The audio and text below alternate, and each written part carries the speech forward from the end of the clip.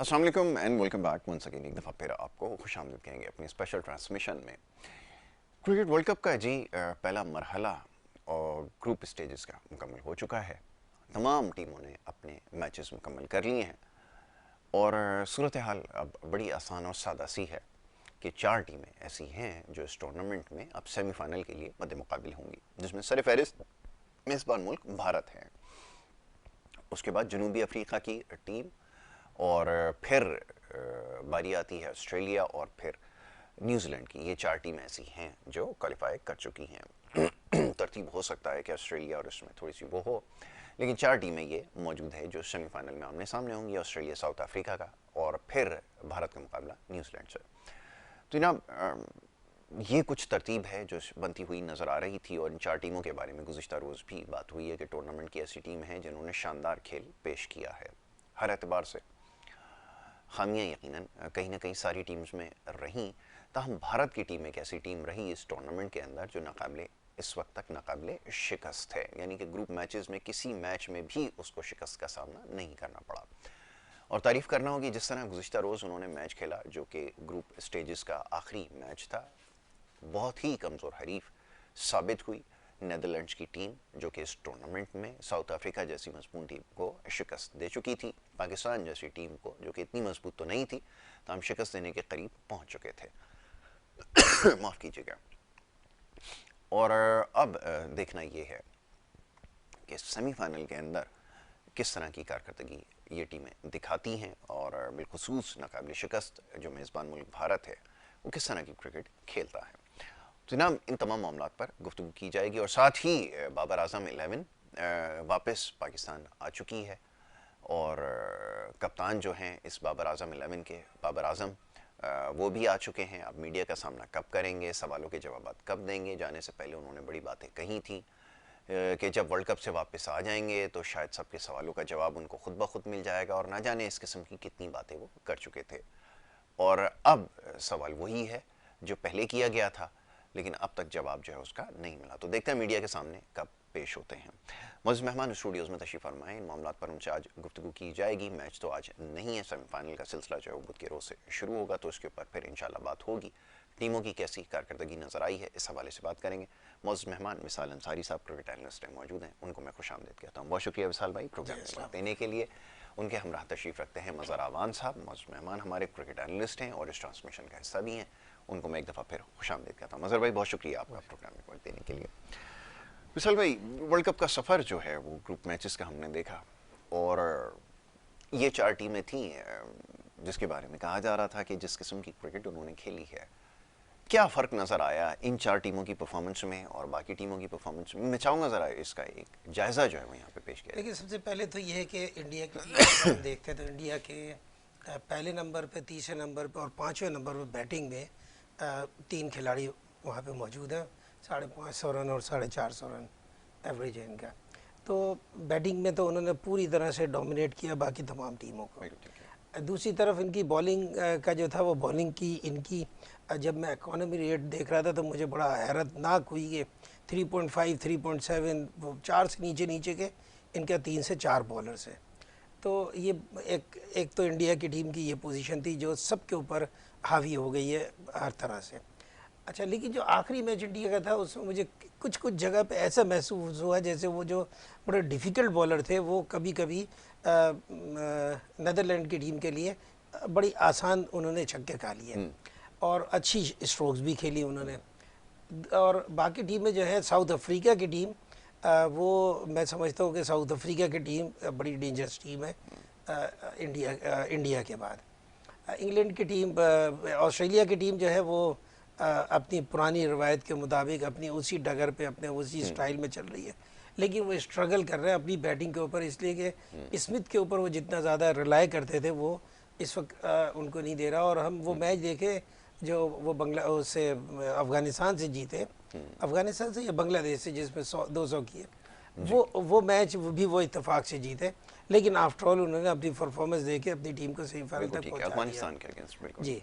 अच्छा, लेकिन जो आखिरी टीम है न्यूजीलैंड, उस टीम के साथ बड़ा ड्रॉबैक हुआ। उसने स्टार्ट इस टूर्नामेंट के अंदर बड़ा ज़बरदस्त लिया और बहुत अच्छी पोजीशन में हमें ऐसा लग रहा था कि ये टीम जो है बआसानी सेमीफाइनल क्वालिफाई कर लेगी, लेकिन आखिर में ये पोजीशन हो गई कि उसको अपने लिए क्वालिफाई करना एक मुसीबत बन गया, लेकिन वो अपनी पोजीशन को इंटैक्ट कर सके और सेमीफाइनल के लिए क्वालिफाई कर गए। तो ये चारों टीमें जो हैं, ये चारों टीमें बराबर की टीमें तो नहीं है, मैं कहता हूँ ये 3 टीमें तो बराबर की है, लेकिन इंडिया के अंदर अपने क्राउड पे इंडिया की टीम बहुत डेंजरस है। लेकिन जो मैच जहाँ हो रहा है बॉम्बे में, वहाँ पे वहाँ की पोजीशन ये ग्राउंड की कि ये बैटिंग पिच है और बैटिंग के लिए साजगार होती है, स्पिनर को थोड़ा सा हेल्प करती है। कलकत्ता की और एक आध विकेट मेरे ख्याल में स्पिनर को सपोर्ट करी है, बाकी ऑल एंड ऑल तो बैटिंग ट्रैक है, ये भी तकरीबन बैटिंग ट्रैक है।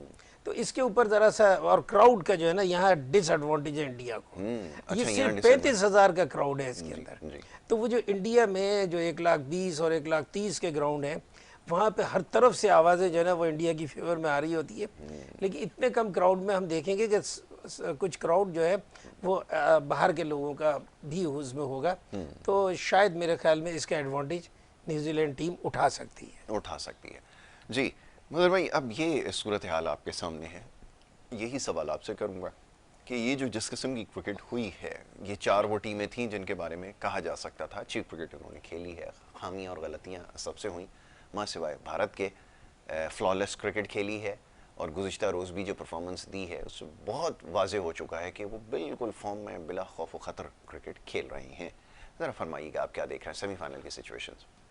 बहुत शुक्रिया। देखें, जो चारों टीमें आई हैं, सारी बातें बेस्ट टीमें, और मैं इससे पहले भी प्रोग्राम में जो है ना आपसे ये काफ़ी दफ़ा कहा कि उन्हीं टीम्स को जो है ना सेमीफाइनल में आनी चाहिए जो डिज़र्विंग और ख्वाह वो कोई भी टीम है। और मैं समझता हूँ ये चारों टीमें जो है डिज़र्व करती हैं, और इन्होंने अपने पूल मैच जो है बड़े अच्छे तरीके से खेले।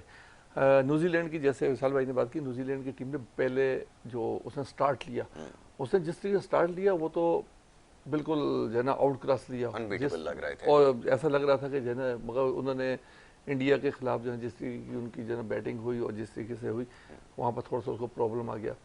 तो बहरहाल जो है ना अब आखिर में रन रेट के ऊपर जो है वो सेमीफाइनल में चली गई ये टीम, मगर अभी भी हम ये नहीं कह सकते कि जो है ना वो टीम जो है ना इस वक्त जो है ना जो चारों जो टीमें हैं, यहाँ पर जो है ना डे होगा कि किसका दिन है, बिल्कुल ठीक है, और किसने कोई गलती की है या किसी ने कौन जो है प्रेशर को अपने ऊपर ऑब्जर्व कर लिया। तो ये वही जो है ना बड़ी टीम वही होगी और वही टीम जीतेगी जिसने प्रेशर को कंट्रोल कर लिया। और अगर कोई प्रॉब्लम अगर जो है, देखें T20 और 50 ओवर्स में सबसे बड़ा फ़र्क है हमारे पास ये आता है कि 50 ओवर में आपको एक दफ़ा टीम अगर गिर गई, अगर नीचे चली गई, दोबारा वापस आने में बड़ा टाइम लगेगा और दोबारा टीम वापस मुश्किल से आती है। मगर 50 ओवर्स में ये है कि अगर आपकी 2-3 विकेटें हो भी गई हैं तो आपको मिडिल ऑर्डर में अगर आपने रन रेट को सही लेके चल जाएँ तो आप जो है ना एक जो है ना बिल्ड कर लेते हैं और अच्छे जो है ना रन कर लेते हैं। जहाँ तक इंडिया की टीम का ताल्लुक है जी, देखिए जी, इंडिया की टीम इस वक्त तक मैं समझ चैंपियन टीम है, बिल्कुल ठीक है। उसने कोई किसी भी मैच में अपने करीब किसी भी टीम को नहीं आने दिया, ख्वाह वो दूसरे नंबर की है, तीसरे नंबर की है, चौथे नंबर की है।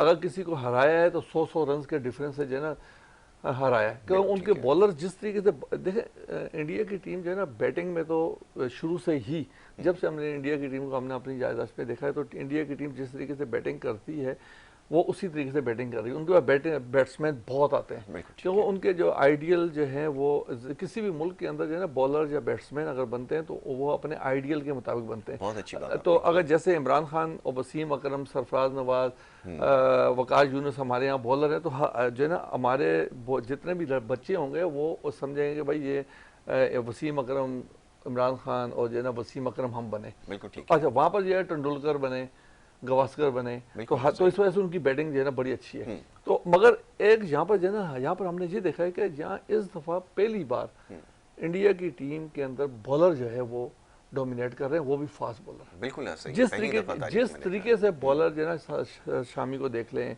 बुमराह को देख लें, जो भी बॉलर आ रहा है, सिराज को देख लें, जो बॉलर जिस वक्त उसको यूटिलाइज करते हैं, जिस मकसद के लिए करते हैं, वो उसको रिजल्ट दे रहे हैं सारे। तो आप देखें उनकी बेंच स्ट्रेंथ कितनी मजबूत है। सबसे बड़ी बात होती है कि आपकी बेंच स्ट्रेंथ। अगर पाकिस्तान की हम यहाँ पर बात करें, हमारे पास बेंच स्ट्रेंथ नहीं थी, बिल्कुल ठीक है। क्यों हमारे पास वही गिने चुने लड़के थे, हम जो है वो अगर अनफिट भी होते थे या कोई प्रॉब्लम भी होती थी तो हम उन्हीं लड़कों के ऊपर रिलाई करते थे। हम अपनी बेंच स्ट्रेंथ पे जो है वो बहुत ज़्यादा जो है वो फोकस नहीं कर रहे थे, हम उनको एतमाद नहीं था कैप्टन को। जबकि कैप्टन ने जाते हुए ये बोला भी था कि हम जो है जो हमारी टीम जा रही है बेस्ट जा रही है। अच्छा, मैं समझता हूँ बेस्ट टीम थी। बिल्कुल ठीक है। पाकिस्तान के पास जो है ना जो इसके था अलावा ऑप्शन नहीं था, इसके अलावा कोई और मुझे तो नहीं समझ, मुझे तो नजर नहीं आ रहा कोई ऐसा लड़का। एक आध लड़के के साथ अगर कोई हो गया हो तो हो गया हो, जैसे कि अमाद के साथ था, अमाद को ले जाना चाहिए था। हाँ, तो ऐसे ये तो हो सकता था। मगर आपके पास जो है ना इतना ज्यादा जो है ना चॉइस आपके पास थी, अगर ऑप्शन होते तो आपकी बेंच स्ट्रेंथ मजबूत होती। तो ये हमारी बदकिस्मती है। बहरहाल जो है ना इस वक्त जो है ना तकरीबन जो है हम सेमीफाइनल की दौड़ में एक परसों से स्टार्ट हो जाएंगे। पहला मैच जो है ना न्यूजीलैंड और इंडिया का है। तो ये मैच जो है देखें, ये आप जो है जो आपके जो राउंड के मैचेस होते हैं इस पर इतना ज़्यादा जो है ना प्रेशर नहीं होता। बिल्कुल ठीक है। ये नॉकआउट बेस पे आ गए तो यहाँ पर जो है ना आपको ज़रा सी भी गलती या कोई ऐसी होती है तो आपको बाहर कर देगी। और इतने बड़े मैच में तो मैं समझता हूँ कि दोनों टीमें मजबूत टीमें और जो उस वक्त फ़ायदा उठा ले, पिच से फ़ायदा उठा ले। वहाँ जिस तरीके से बात हो रही है कि जो है ना वहाँ पर बैटिंग पिचेस हैं, तो बैटिंग पिचेस जो है ना अपने रन करेंगे वो लोग। बिल्कुल ठीक है। विशाल भाई, क्या ये खिलाड़ी जिस तरह की क्रिकेट खेलते हैं, ख़ासतौर पे भारत के जो खिलाड़ी हैं, प्रेशर चाहे जितना भी हो, जानते हैं किस तरह उनको सिचुएशन को टैकल करना है। वो हम एवरी नाउ एंड देन देखते हैं, चाहे वो एशिया कप का फाइनल खेल रहे हों, सेमीफाइनल पाकिस्तान के अगेंस्ट मैच खेल रहे हों, जो कि हम रिवायती हरीफ हैं समझे जाते हैं, लेकिन कभी भी प्रेशर में लड़कों को खेलते भी नहीं देखा। दूसरी तरफ आप पाकिस्तान की सिचुएशन देखें, हमेशा कोलैप्स कर जाते हैं। हाल ये है कि आप 92 से लेके आज तारीख तक कोई वर्ल्ड कप के अंदर उनसे मैच जीतने में कामयाब ही नहीं हो सके। तो ये बात तो तय है कि उनको प्रेशर हैंडल करना आता है। क्या ये चीज़ फ़र्क पड़ेगा? जैसा भी मज़हर भाई ने निशानदेही की कि प्रेशर गेम होगा पूल मैचेस में, यकीनन बात दुरुस्त है कि सूरत हाल मुख्तलिफ होती है, सेमीफाइनल में दूसरी होगी। आपके ख्याल में प्रेशर हैंडल बिल्कुल करेंगे? बिल्कुल प्रेशर बहुत ज़्यादा होगा, लेकिन एक चीज़ हमें इसमें यह भी देखनी है कि हम ये 9 मैच खेल चुके हैं उस कंट्री के अंदर, और इस ट्रैवलिंग में उन्होंने 7-8 ग्राउंडों में मैच एक टीम ने खेल लिया। तो अब वो अवेयरनेस मौसम की, पिचों की, बिहेवियर की कर लिया, वो उस प्रेशर से तो निकल चुके। अच्छा, लेकिन अगर आप कंपेयर करते हैं इंडिया के टीम्स के साथ, तो देखिए ये प्रेशर लेता कौन है? प्रेशर वो लेता है जो जिससे परफॉर्मेंस नहीं हो रही हो अच्छी, या प्रेशर वो लेता हो जिसमें एबिलिटी ना हो, इत्तेफाक से कभी रन कर गया हो। लेकिन इंडिया की टीम को जब आप देखते हैं तो इंडिया की बैटिंग की तरफ जब आप नज़र डालते हैं तो इंडिया की बैटिंग के अंदर कोई भी ऐसा प्लेयर नहीं है जो इस वक्त सरवाइव कर रहा हो। वो बिल्कुल एक अपनी पोजीशन के ऊपर बड़ा स्ट्रांगली कंसोलिडेट किया। तो फिर अब प्रेशर, ये वाला प्रेशर तो इंडिया के ऊपर से हट गया। अच्छा, अब इस दूसरी तरफ आ जाए इंडिया की बॉलिंग की तरफ।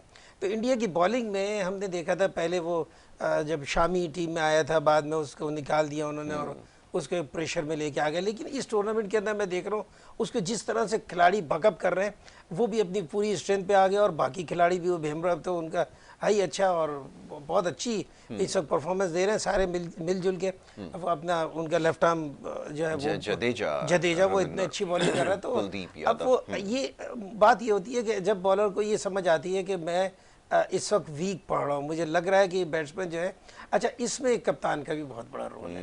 ये हम इस रोल को ज़रा सा जितनी परफॉर्मेंस इस वक्त इंडिया की चल रही है ना, उसमें बहुत बड़ा रोल कप्तान का है। कप्तान ने चेंज बड़े अच्छे टाइमों पे किया। हम एक और मैच की गुफ्तगू कर रहे थे इस प्रोग्राम से पहले, तो उसमें भी यही था कि वो उन्होंने कप्तान ने ला के दोबारा से बॉल करवाई और वो लड़का फिर आउट कर गया। तो यही जो सिचुएशन है, ये एक ब्रेव कप्तान की और इंटेलिजेंट कप्तान की वो होती है कि एक वक्त ऐसा है, मैं बताऊं कि एक वक्त ग्राउंड में ऐसा आता है कि जब आपको पता है कि ये फास्ट बॉलर पे वीक खेलेगा, या ये आउट स्विंग को वीक खेलेगा, या इन स्विंग को वीक खेलेगा, उस वक्त उन बॉलर्स को लाके उन्होंने उसका अपना प्रेशर को उनके ऊपर जारी रखा। तो नतीजा ये हुआ कि इंडिया की टीम जीती। तो कप्तान का भी बहुत बड़ा हाथ है। और अगर हम न्यूजीलैंड की टीम को देखें तो न्यूजीलैंड की टीम मेरे हिसाब से एक एवरेज टीम है। ना उन्होंने कोई एक्स्ट्राऑर्डिनरी परफॉर्मेंस दिखाई है, ना बस एक एवरेज टीम की तरह वो खेल रहे हैं। इंडिया की टीम एवरेज टीम नहीं है। इंडिया की टीम इस वक्त टॉप टीम के हिसाब से खेल रही है। हमारा इख्तिलाफ अलग है उनसे, लेकिन ये पोजीशन इस वक्त उनकी है।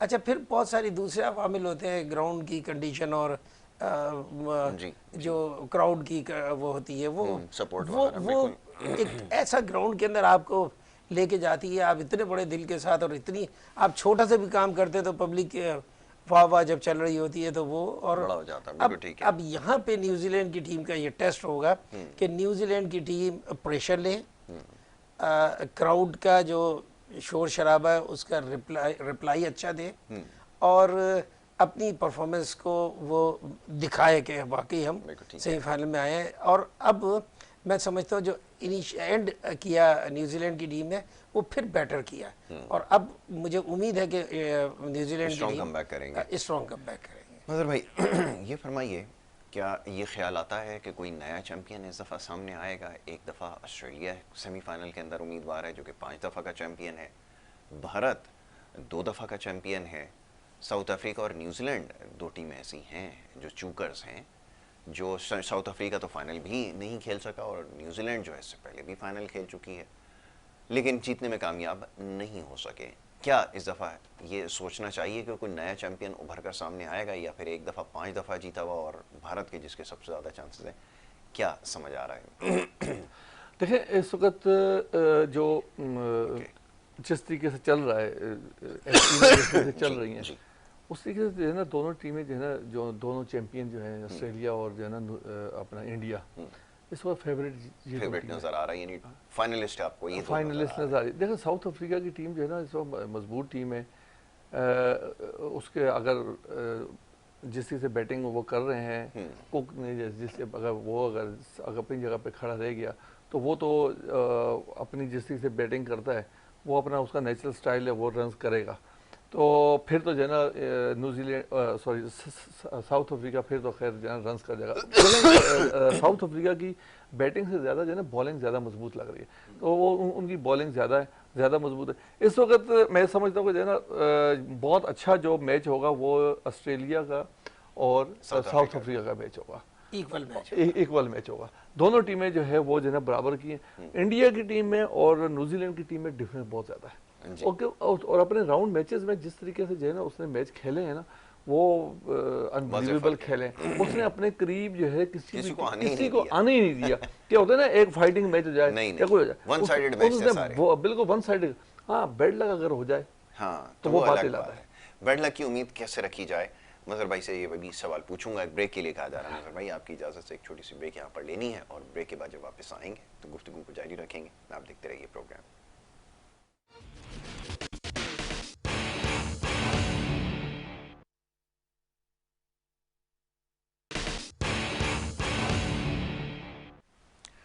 वेलकम बैक जी, एक दफ़ा फिर आपको खुशामदीद कहेंगे। ब्रेक पे जाने से पहले गुफ्तगू जारी थी, मोअज़्ज़ज़ मेहमान तशरीफ़ फरमाए हैं, उनसे बात हो रही थी वर्ल्ड कप के सेमीफाइनल्स के हवाले से।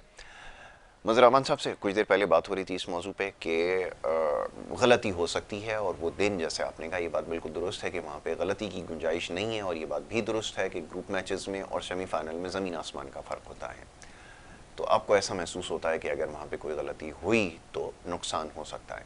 अब ज़रा मैं बात कर रहा था अडेप्टेबिलिटी की, और ये जो मॉडर्न क्रिकेट हमने डिस्कस करना शुरू किया है काफ़ी अरसे से, वैसे तो इस पर बात कर रहे हैं कि हम इसको नहीं समझ पाए हैं, लेकिन न्यूजीलैंड की क्रिकेट ऐसी है, अभी जैसे कुछ देर पहले मैंने कुछ चीज़ें आपके सामने रखी तो समझ में आता है कि बड़े फास्ट लर्नर हैं और कप्तान जो हैं उनकी एक अलग हैसियत है। यानी कि केन विलियमसन वो खिलाड़ी हैं कि जिन्होंने अपनी गलतियों से बहुत कुछ सीखते हैं और वो फ़ौरन से उसको इम्प्लीमेंट करते हैं, वो हमें नज़र आया है। यहाँ वर्ल्ड कप में जो कुछ हो गया, आपको लगता है कि अब वो गलती दोबारा नहीं दोहराना चाहेंगे और अच्छा खासा अब टाइम है, वो बैठ के इस बारे में ज़रूर सोच सकते हैं अगर उनका मुकाबला दुनिया की बेहतरीन टीम के साथ है? क्या कहेंगे? देखिए न्यूजीलैंड की टीम जो है ना बिल्कुल सही बोला, फास्ट लर्नर है और अगर अपनी गलतियों को जो है ना वो जो कोचेज़ हैं वो बताते हैं कि भाई आपको यहाँ पर आउट हुए, नेक्स्ट टाइम आपने यहाँ पर आउट नहीं होना, आपने इस तरीके से बॉल करनी। नेक टू नेक जो है ना आप जो है ना जो आपके पास पीछे जो बैठे हुए हैं वो आपको बता रहे होते हैं कि इस बैट्समैन को आपने यहाँ बॉल करना है या ये इस बॉलर को आपने कहाँ खेलना का है। तो ये बाकायदा तौर पर पूरी प्लानिंग होती है और मैं समझता हूँ कि जो है ना वो देखिए क्रिकेट हम आप जो है ना क्रिकेट वो कौन जहन लोग ही नहीं खेल सकते। अब जो ना अब आपकी जो ना साइंसी तौर पर इंटेलिजेंट क्रिकेट हो गई है, अब आपको स्कूलिंग हो गई है। अब जिस तरीके से स्कूल का बच्चा जो है ना अगर स्कूल का बच्चा अगर इंटेलिजेंट है तो मैं समझता हूँ वो क्रिकेट भी इंटेलिजेंट तरीके से खेलेगा, उसको ग्राउंड में जाकर समझना पड़ेगा। और एक और चीज़ मैं आपको ये बता दूँ कि ग्राउंड के अंदर क्या कि आपको जो है ना जाकर यही नहीं है कि आपने जो सोचा हुआ है जाके आपने वही चीज़ इम्प्लीमेंट करनी, आपने एनवायरनमेंट को देखना होता है। तो एनवायरनमेंट से वही देखेगा जिसका जहन पुख्ता होगा, जिसका जो है ना मेंटली तौर पर स्ट्रॉन्ग होगा। मेंटली तौर पे वही स्ट्रॉन्ग होंगे जिसका जो कि बच्चा इंटेलिजेंट होगा। तो अब जो है अब हमें जो है ना जो क्रिकेट खेलनी है, और जिस तरीके से अभी आप बात कर रहे थे कि हमें ये जो मॉडर्नाइज क्रिकेट आई है, क्रिकेट इसको अडॉप्ट कैसे करना है। तो देखिए हमें जो है ना सबसे पहले कि हमारे यहाँ जो है ना कोचेज जो है ना हम जो लगाते हैं वो जाके अपनी बड़ी इंटरनेशनल टीम पे लगाते हैं, और वो भी यहाँ पर होते नहीं है और वो भी आपके ऊपर वर्कआउट यहाँ पर पाकिस्तान के अंदर जैसे फॉर एग्जांपल अभी वर्ल्ड कप खत्म हुआ है, अब जो है ना कोचेज साथ आ जाए, अब आपको जो है ना आपको जो रिजाइन करके दो तो यही है ना, यही तो बात है ना। देखिए उनको कोई फर्क नहीं पड़ता, उनको दुख नहीं है कि दुख तो हम लोगों को है ना, हम पाकिस्तानी है, हमारी टीम को, उनको उन्होंने वर्क किया है, उनको पैसे चाहिए थे, उनको पैसे लिए और अपने चले गए। देखें जो कोच अगर पाकिस्तानी होगा, जो अपने कंट्री का होगा, दुख उसको होगा। अच्छा वो फॉर एग्जांपल जो है सारी वर्कआउट देखें उसने क्या वर्कआउट किया, उसने वर्कआउट किया, वो कॉपी ली, डायरी ली, लेके चला गया, आपको तो कुछ नहीं देके गया ना। अच्छा यहाँ पर हमें ये चाहिए कि हम जो है जो भी देखें जी अंडर 19 में हम एक बड़ा कोच, जितना बड़ा कोच आप ले सकते हैं उतना बड़ा कोच लें। बहुत अच्छी बात है। और जितना बड़ा कोच आपका होगा, जितना मेंटली तौर पे स्ट्रॉन्ग होगा, उसका पहले बैकग्राउंड देखें कि उसने अपनी क्रिकेट में कितना अच्छा क्रिकेट खेला और कितना मेंटली कितना स्ट्रॉन्ग है। हमने अपने अंडर 19 के बच्चों को जो है उसको वो करना है कि भाई आप जो है इस तरीके से आपने खेलना है, एनवायरनमेंट वहाँ पर सिखानी है, आपने डाइव मारना वहाँ सिखानी है, फील्डिंग कराना वहाँ सिखानी है, आपने एनवायरनमेंट को देखना है। ये सारी चीज़ें आपको अंडर 19 और कायद-ए-आज़म ट्रॉफी के अंदर सिखानी पड़ेंगी। वहाँ पर जितने मजबूत और जितने आला किस्म के आपके कोचेज होंगे उसका फ़ायदा हमें आगे होगा। अगर आप ये बोलें कि आपको अभी जैसे पाकिस्तान जो है डायरेक्ट जो है वो ज्वाइन जो है जाकर टीम जो है ना आपने इंडिया में की और श्रीलंका में की जी, तो आपको लड़के के बारे में सिर्फ और सिर्फ आपको ये पता है कि आपने टीवी पे देखा हुआ है, भाई ये लड़का ऐसा, उसका ये स्टैटिस्टिक्स देखा है, बस आपको पर्सनली आपने लड़के को देखा ही नहीं है। अच्छा यहाँ पर जो है ना हम हमेशा से जो है ना डोमेस्टिक के ऊपर करते हैं कि डोमेस्टिक हमारी जितनी ज्यादा मजबूत होगी उतनी ज्यादा हमारे जो है ना इंटरनेशनल, हमारी डोमेस्टिक में और इंटरनेशनल में फर्क जो है ना 19-20 का नहीं है, हमारे यहाँ फर्क बहुत ज्यादा है, जमीन आसमान का। जैसे अभी आप देखें कि कायद-ए-आज़म ट्रॉफी खेली, कायद-ए-आज़म ट्रॉफी में आप देखें कि रनों के अंबार लगे। अब यही लड़के चले, हम कहते हैं जी मैं बात करता हूँ कि भाई जो पाकिस्तान जो कायद-ए-आज़म ट्रॉफी का जो परफॉर्मर होगा उसको आप ऑस्ट्रेलिया लेके जाए, बिल्कुल जायज बात है, और उस लड़के के लिए भी जरूरी है कि उसको लेके जाना चाहिए, उसने रन किए हैं ना, जब ये वहां जाएगा वहां उसको एनवायरनमेंट ही चेंज मिलता है। बिल्कुल ठीक है। अच्छा वहां की पिचेस यहाँ की पिचेस में फर्क बहुत ज्यादा है, आपको ऐसी पिचेस बनानी पड़ेंगी, ऐसा आपको स्ट्रक्चर आपका बनाना पड़ेगा जिससे आपके प्लेयर जो है ना निकलें, ना कि सिर्फ वो पाकिस्तान के लिए। अच्छा अब दूसरी बात हमारे साथ सबसे बड़ी बदकिस्मती एक और ये भी है, हमारा जो पाकिस्तान क्रिकेट टीम के अंदर बॉलर या बैट्समैन आ गया उसको कायद-ए-आज़म ट्रॉफी खेलते हुए शर्म आती है। सबसे बड़ा हमारा देखिए जब हमारे जो नौजवान लड़के जो सीनियर डिस्ट्रिक्ट से गए उन्होंने जाके वहां परफॉर्म किया, उनके सामने इंटरनेशनल प्लेयर आना चाहिए, जब वो बॉलिंग करेगा या बैटिंग करेगा तो उसको वहां से एक्सपीरियंस होगा। हमारे पास जो है जो इंटरनेशनल प्लेयर है वो इंटरनेशनल प्लेयर जो है कोई भी लड़का, अब देखे बाबर आजम ने मेरे ख्याल में कभी नहीं खेली, शाहीन नहीं खेल रहा, आपके अलावा हारिस रऊफ ने खेली, तो जब मोहम्मद वसीम ने शक्ल नहीं देखी, तो ये देखे ना, तो सिर्फ और सिर्फ एक जो ना हसन ने एक मेरे ख्याल में खेला था, उसने एक सीजन खेला, तो ये जो ना हमें जो है ना इन सारी देखें इंडिया की जो ट्रॉफी, इंडिया के अंदर जो उनका डोमेस्टिक स्ट्रक्चर है वो बहुत मजबूत है, और जिसकी वजह से उनके पास जो है ना ये लौट आई, ये आप ये ना बोले कि ये अचानक से आई है, ऐसा नहीं है, ये कम से कम 4-5 साल की उनकी मेहनत है और जो आज बिल्कुल ऐसा ही है। अच्छा मैं सुन रहा था उनके ग्रेट बैट्समैन सौरव गांगुली, एक जगह मैंने सुना उनको कहीं वो कह रहे थे कि एक तो हमारे पास पैसा है, पैसा होना काफ़ी नहीं है, हमने उसको सही जगह खर्च किया जिसकी वजह से आज हम इस स्टेज पर पहुँचे, जैसे अभी मज़हर भाई ने बात की है, पिचेज़ उनके पास है, उन्होंने बना कर दी, इन्वायरमेंट वो दिया, दुनिया भर के खिलाड़ियों को वो लाए, बेहतरीन कोचेस को उन्होंने अपॉइंट किया, स्कूल लेवल पर क्रिकेट उनकी बेमिसाल है, सब कुछ है, तब जाके तो आपको लड़के मिले। अब हमारे इतना डाउनफॉल इस हद तक आ गया है, यानी कि हम लोग उस नहज तक पहुँच चुके हैं कि हमें हसन अली को ले जाना पड़ रहा है, हमें मोहम्मद वसीम जूनियर को ले जाना पड़ रहा है और हम बॉलर ढूंढ रहे हैं कि हमारे पास कहाँ है, तो इससे बड़ी और तबाही क्या हो सकती है विशाल भाई? अच्छा देखिए, इससे पहले एक छोटी सी बात मैं दूसरी करूँ कि इंडिया इंडिया ने सारी क्रिकेट खेली, 2020 की क्रिकेट खेली अभी कुछ दिन पहले तक, ठीक है, लेकिन 50 ओवर की क्रिकेट के अंदर उनका एटीट्यूड बिल्कुल हमने डिफरेंट देखा। ऐसा ही ये क्या है, ये मेंटल अप्रोच है। आपने उनका जहन साजी कैसी की, जिसका जिक्र मजहर बार बार कर रहे हैं, बड़ी क्रिकेट खेल और रहे हैं। मजहर ने आज बड़ी अच्छी बातें की है, मुझे बड़ा मज़ा आ रहा है कि इतनी इंपॉर्टेंट बातें, हम इनमें से बहुत सारी बातों का हम बार बार कर चुके हैं। एक और चीज़ बहुत इंपॉर्टेंट है जो आपने सवाल किया ना, उसी के हवाले से मैं बताऊँ। एक और बहुत इंपॉर्टेंट बात है सारी गुफ्तगू में, वो ये है कि जब हम वर्ल्ड कप खेलने जा रहे होते हैं तो हमारे कोई वर्ल्ड कप ऐसा बता दें जिस वर्ल्ड कप के आने के बाद हमारी टीम के अंदर, बोर्ड की टीम, मैनेजमेंट की टीम में गड़बड़ ना मची हो। सही। अच्छा, लेकिन ये एक आदत है इंडिया, पाकिस्तान और इंग्लैंड की, एक आदत है कि उनके पीछे लोग, ऐसे लोग मीडिया में और दूसरी जगह पे भी बैठे होते हैं जो ड्यूरिंग टूर्नामेंट बहुत ज़्यादा तनकीद भी करते हैं। अच्छा, अब उसका नतीजा क्या निकलता है? उसका नतीजा जो हम देख रहे हैं वो निकल रहा है, रिजल्ट ये होता है। लेकिन इंडिया के अंदर ऐसा नहीं है। इंडिया के अंदर इस वक्त उन्होंने अपने आप को बहुत बर्दाश्त किया। न्यूजीलैंड और ऑस्ट्रेलिया की टीम में ऐसा बिल्कुल नहीं है, वो बिल्कुल अपनी टीम भेजते हैं। ये क्यों होता है? ये उस वक्त होता है जब आप सियासी तौर पर इन सब चीज़ों को संभाल रहे होते हैं, जब आपकी मैनेजमेंट जो है वो सियासी तौर पर आई हुई हो, जो right man for the right job नहीं हो, तो उसका नतीजा आपके पास ऐसा नहीं है कि आपके पास फास्ट बॉलर नहीं है, ऐसा नहीं है कि आपके पास बैट्समैन नहीं है। उन बैट्समैनों को आपने ज़ाया किया, उन बैट्समैनों को आपने पिछले 6 महीने 1 साल के अंदर वर्ल्ड कप के लिए तैयार नहीं किया। अगर आपने एक बैट्समैन, एक ओपनर के पीछे दूसरा ओपनर, एक उसके पीछे दूसरा रेल लाते, आपने पूरा टाइम ख़राब किया तजर्बों के ऊपर, हर सीरीज़ के ऊपर आपका ओपनर बदलता रहा, और नतीजा ये हुआ कि आप किसी को भी मैच्योर नहीं कर सके वर्ल्ड कप के लिए। तो और उसका रिजल्ट हमने देख लिया। तो हमें ज़रूरी है कि हमारा बोर्ड भी इंटैक्ट होना चाहिए, और जब बोर्ड इंटैक्ट हो, सही बोर्ड हो, तो वो मैनेजमेंट, हम इसके ऊपर बात बहुत दफ़ा कर चुके हैं मैनेजमेंट को। और अब आप ये देखिए कि हमारे पाकिस्तान टीम के पहुँचने से पहले पहले रिज़ाइन आने शुरू हो गए। ड्यूरिंग टूर्नामेंट चीफ सेलेक्टर ने रिज़ाइन कर दिया।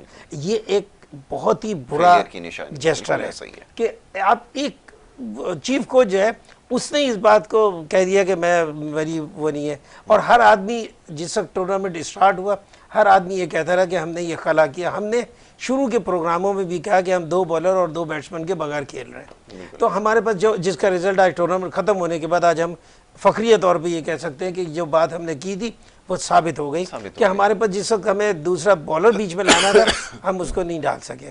तो ये सारी चीज़ें, और ऐसा नहीं है, मैं कतई तौर पे, मैं जितनी पाकिस्तान की क्रिकेट देख रहा हूँ उसमें मैं नहीं कहता हूँ कि ऐसा बॉलर हमारी टीम में ना हो, ऐसा कतई नहीं है। थे, हमने उनको पिछले 1 साल के अंदर उनको खिला के बिठा के हमने ख़राब किया। और हम जिन बॉलर्स के ऊपर देखें, हमें इस बात को समझ लेना चाहिए कि हमें 4 बॉलर चाहिए वर्ल्ड कप के अंदर, एक हमें चाहिए स्पेयर में बॉलर।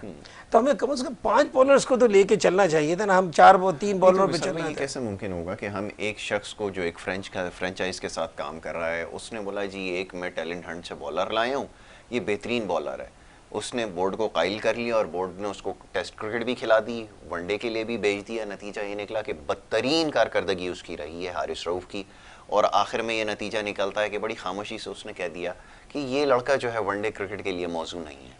जब तुम इसके लिए खड़े होके हर प्रोग्राम में, हर फोरम के ऊपर बात कर रहे थे, उसे फिर कह दिया कि टेस्ट क्रिकेट के लिए बेहतर है। अब ये भी देखें ना कि स्वीपिंग स्टेटमेंट जो है वो तो ये तो हर चलता है, आगे टेस्ट क्रिकेट आ रही है। अब वो कहेगा टेस्ट क्रिकेट के लिए, जो वनडे में जिससे बॉलिंग नहीं हुई, आप उससे टेस्ट की बॉलिंग करवा के देख लीजिए, पता चल जाएगा। बल्कि मैं तो यहाँ तक कहता हूँ उन साहब से कि इसको ज़रा कायद-ए-आज़म ट्रॉफी के अंदर भेज के देखिए, अगर ये विकेट लेने में कामयाब हो जाए उसके बाद आपसे जो है वो इस बारे में बात की जाएगी। ऐसे लोग हैं खुदा का वास्ता कि क्रिकेट बोर्ड के साथ के वो, उसने तो उसको भी कह दिया बैट्समैन को कि इसके कंधे नीचे हैं और कद छोटा है। सऊद शकील के बारे में बहुत अजीब और गरीब, देखें किस किस्म की बातें ये कर रहे हैं। देखें जी, हमें ये कराची के जितने भी ऑर्गेनाइजर्स हैं, जितने भी करता धरता हैं, ख़ुसूसी तौर पर नदीम भाई हैं, हमारे प्रेसिडेंट हैं, इसके साथ जावेद भाई हैं, इनको बाकायदा तौर पे इसके लिए बात करनी चाहिए कि भाई आपने एक कराची का जो लड़का है, एक देखिए सऊद शकील जो है ना किसी एक जोन का लड़का नहीं है, किसी एक क्लब का नहीं है, वो कराची का लड़का है। हम कराची के जो है ना परफॉर्मेंस देख क्या और दूसरी बात आप देखें, टेस्ट में उसकी उसकी परफॉर्मेंस देख लें, उसने वर्ल्ड रिकॉर्ड बना लिया भाई। उसके बाद आप ये बता दें कि वो बात कर रहे हैं कि भाई उसके हाथ छोटे, और भाई हाथ छोटे हैं या बड़े हैं, उसके रन्स तो देखो जरा। रन्स के अलावा उसकी जो हिट्स हैं वो तो अच्छा, दूसरी बात कि आप उसकी देख लें कि उसने इस वर्ल्ड कप के अंदर आप एक टाइम तो ये था कि आप उसको लेके जाने के चक्कर में नहीं थे जी, आपने उसको एक मैच में चांस दिया और अल्लाह ताला का शुक्र कि उसको अल्लाह ताला ने एक इज्जत दी। उसके बाद उसने सारे मैच, उसमें एक आध मैच में नाकाम जरूर हुआ होगा, पहले ही वो टूर्नामेंट है, मगर आप देखेंगे बाकी उसने जिस तरीके से जो मैच खेले हैं वो मैच जो है ना बेहतरीन। और मैं समझता हूँ कि पाकिस्तान को बहुत अरसे के बाद एक मिडिल ऑर्डर में एक अच्छा जो है ना रोटेट करने वाला और रिलायबल किस्म का प्लेयर ऐसा मिला जो कि आपको हिट भी मार सकता है और आपकी विकेट भी रोक सकता है। तो हम जो है ना, अच्छा हमारे यहाँ बदकिस्मती यही आती है कि हम जो है ना, हम एक्चुअल बातों पे हम जो है ना अपने दूसरे के ज़हनों को कहीं और लेके जाना चाहते हैं। अच्छा, अब जो है ना मलबा जो है ना आपने पूरी पाकिस्तान टीम का डाल रहे हो, साउथ शकील पे डाल रहे हो। साउथ शकील का तो जो है ना आपने आखिर तक ऐसा था कि आप उसको लेके जाने की चक्कर, आपने जो है ना आप तो जो है ना मलबा उस पर डालें कि जिसने टीम सेलेक्ट की है, बाबर आजम ने सेलेक्ट किया, और जो पिछले 4-4, 5-5 सालों से 6-6 सालों से एक साथ खेल रहे हैं, तो भाई आपने उनके ऊपर तो कोई बात नहीं कर रहा। इमामुल हक के बारे में कोई बात नहीं कर रहा। 2 विकेट शादाब ने ली हैं पूरे टूर्नामेंट के अंदर, वो दरअसल दोस्तियां है ना। तो अब इस बात से अंदाजा करें, सोचे तो सही कि ये बॉलीवुड परफॉर्मेंस है। नवाज, इससे क्या होगा, इससे जो है ना आप दूसरे प्लेयर का जो है ना मॉरली उसको डाउन कर रहे हैं, उसके ऊपर प्रेशर डाल रहे हैं। तो ये चीजें तो प्रेशर डालने का नतीजा निकला ना, आपके पास सिवाय रुसवाई के और कुछ नहीं है। आप पहले तो बड़ी बातें कर गए थे, मैं वापस आऊंगा तो सबको जवाब दूंगा, खामोशी से एयरपोर्ट से आप भाग निकले। तो ये तो सूरत हाल है। और अब बचने की कोशिश कर रहे हैं, मैं आपको अंदर की बात बताऊं, बचने की कोशिश कर रहे हैं किसी तरह हम ऑस्ट्रेलिया के टूर से बच जाए, ताकि जो नई टीम जाए वो हार कर आ जाए, उसके बाद दोबारा हमें चार्ज मिल दिया जाए कि यार यही सही थे। ये इनकी सोचें हैं, ये मैं आपको बता रहा हूँ। यही दरअसल हमारे पास वही मैं अभी जैसे से बात कर रहा था, बेंच स्ट्रेंथ। और हमारे पास जो है ना, जो हमारे पहले जो है ना टीमें ऐसी होती थी कि आपके पास सेकंड 11 बनी होती थी, उसमें आपके पास पीछे जिसे सोलर भाई ने बोला कि ऐसा है कि आपके बैट्समैन के पीछे बैट्समैन लगाना चाहिए, ओपनर के पीछे ओपनर लगाना चाहिए। स्पिनर के रिजवान ने हारिस को अपने पीछे लगाया, ये लगाया। आप बताएं तो सही ना, फर्क तो देख लें, 60 रन फर्क तो देख लें, आप फर्क देख लें, वो उसका कैलिबर देखें, उसको देखें। ऐसे बंदे को पीछे लगाते हैं ताकि वो दूर दूर तक उसका नामो निशान ही नहीं है। बिल्कुल रिप्लेसमेंट वो खेल जाएगा तो फिर मसला हो जाएगा इनके लिए। ये भाई आपको और मिसाल दे दूं जरा सी एक छोटी सी। ये जो कोचेज ये बात करते हैं ना कि ये प्लेयर जो है ना टेक्निकली जो प्लेयर साउंड है ना, उसकी साउंडनेस को छोड़ के उसकी फिजिकली उसके ऊपर आ जाते हैं, ये गलत है। मुझे याद है म्यूनिख ओलंपिक हॉकी का वो थे ब्रिगेडियर साहब थे उस वक्त, आतिफ, ब्रिगेडियर आतिफ वो थे टीम के मैनेजर। तो हनीफ खान का पहला टूर्नामेंट था और पाकिस्तान वेस्ट जर्मनी से हार गया था। तो उसके अंदर उनसे पूछा गया वापस आने के बाद कि आपने हनीफ खान को चांस क्यों नहीं दिया, तो उन्होंने कहा हनीफ खान जर्मन की टांगों के बराबर खुद है टोटल। तो उसके बाद क्या हुआ कि वही हनीफ खान ने उन जर्मन्स को मारा और फिर दुनिया के अंदर उसको हनीफ खान जैसा प्लेयर पैदा नहीं हुआ। तो ये बातें करना, ये बातें मुनासिब नहीं है। बिल्कुल ये वही आपका कोचिंग का काम ये नहीं है कि किसका कंधा टेढ़ा है किसका सीधा है। कोचिंग का काम ये है कि आप एक प्लेयर जो परफॉर्मेंस करके आ रहा है उसकी खामियां तलाश करें ताकि वो परफॉर्मेंस को सही कर सके। उसका मैं उसका कंधा सही करने के चक्कर में उसका जो है ना स्टांस जो है ना चेंज कर देंगे, उस बेचारे को जो वो नेचुरल है उसको नेचुरल से हटा देंगे। इनका काम ही यही है। बिल्कुल ऐसा ही है। और जहाँ पर ये सारी चीजें होती है ना, वो ग्रास रूट लेवल होता है जहाँ पर ये सारी चीजें की जाती हैं। इंटरनेशनल क्रिकेट में अगर आप कहेंगे तो मैं बता दूंगा बाबर आजम की टेक्निक में भी बहुत फ्लॉ है। मेरे भाई आ जाए आप किसी भी फोरम के ऊपर, मैं इसको साबित कर सकता हूँ। बहुत शुक्रिया विशाल भाई, आपका बड़ा शुक्रगुजार हूँ। नजर आबाना आपका बहुत शुक्रगुजार हूँ मुअज़्ज़ज़ मेहमानों का कि उन्होंने प्रोग्राम में वक्त दिया।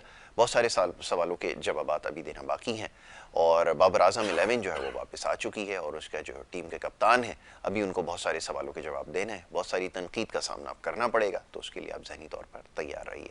प्रोग्राम का वक्त यहाँ ख़त्म होता है। कल मुलाकात होगी। मोहम्मद यासिर और हमारी टीम को दें इजाज़त। अल्लाह निगहबान।